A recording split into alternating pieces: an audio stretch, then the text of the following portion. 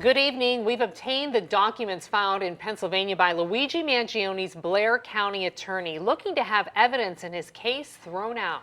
Mangione was arrested in Altoona in December for his alleged involvement in the killing of the United Healthcare CEO in New York. Brock Owens has the details on the latest legal move in the case and what a legal expert says about the strategy. Brock.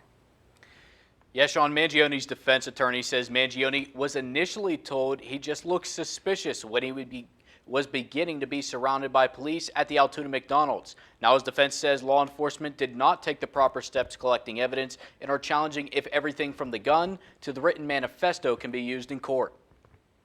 In December, United Healthcare CEO Brian Thompson's suspected killer was arrested at an Altoona McDonald's. Now evidence collected at the time of the arrest is being challenged. We believe that when you look at all the facts surrounding that the stop, arrest, detention, whatever you want to call it, was illegal.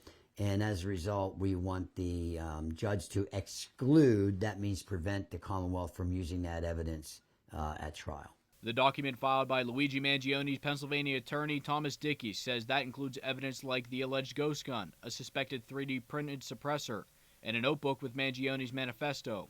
Dickey says there was no warrant for the search and calls it illegal.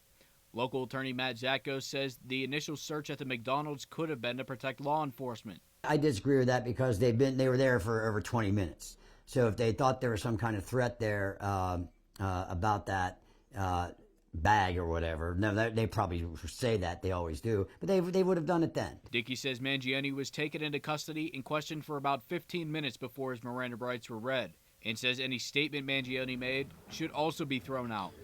He also argues that Mangione should not have been taken into custody for providing false identification after correctly identifying himself, but another law expert says he disagrees. Absolutely. I mean, once they've identified him as the wanted suspected killer out of New York, there's an absolute obligation to take him into custody. Dickey says he's looking forward to their day in court, and another attorney says the challenge filed may work for the defense. It's quite possible that the things that were found in that bag could be suppressed and could be not allowed into his case in both Pennsylvania, and it would apply to New York as well.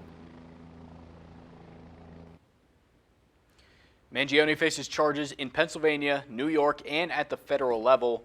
Dickey tells me he is often in contact with the New York defense team, and that evidence will be challenged in New York as well. Live in the studio, Brock Owens, 6 News.